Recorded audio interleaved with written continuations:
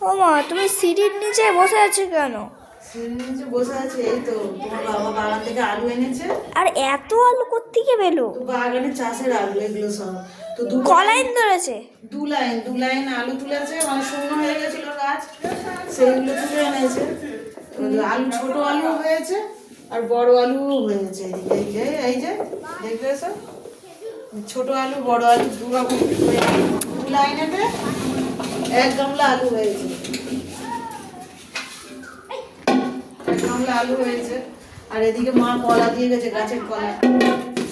কাঁচকলা? হ্যাঁ, আটা হচ্ছে, তাই জন্য ওখানে রেখেছে। এখনো বাগানে আলু আছে, এখনো অনেক আলু আছে। সবতে 2 লাইন হলো, এখন অনেক আছে।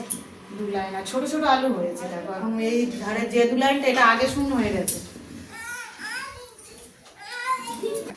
নিচে এইগুলো রেখে দিচ্ছি যাতে ভালো থাকে আলুগুলো।